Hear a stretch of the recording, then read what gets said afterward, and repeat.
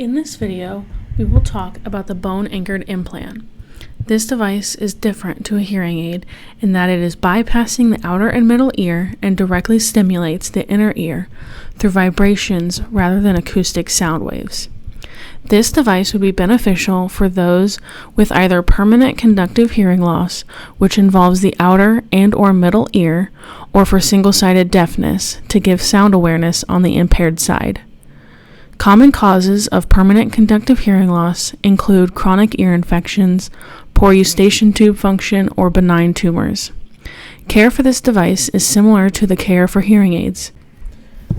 On this device, there are two microphones, a button, and a battery door.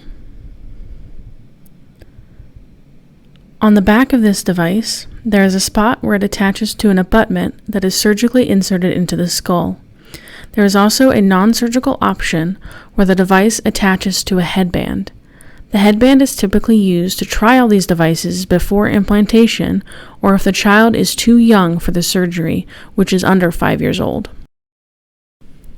To remove the device for troubleshooting or cleaning purposes, place your thumb underneath the device and your index finger on top, and gently rock to remove from the head.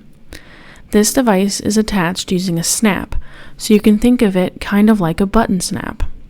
To place the device back on the head, you will snap it back into place using the same method as before. If the student has a headband and you need to place it back on them, the positioning of the device is very important. Where the device is located will need to be placed on or close to the prominent part of the bone behind the ear. The anatomy of every child is different, so you may need to feel for the correct placement on their head. Here is an example of correct placement.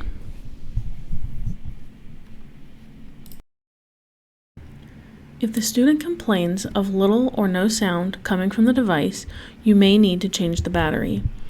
To do this, find the battery door on the bottom of the device and pull it open using the ledge. Then, take a new battery, remove the tab, and insert it into the device.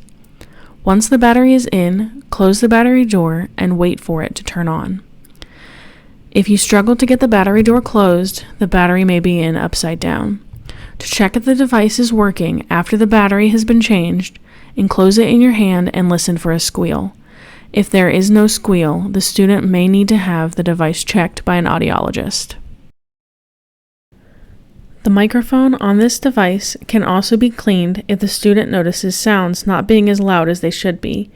To do this, take a brush, like this one, or a clean toothbrush, and gently brush over the microphones to rid them of any dust or debris.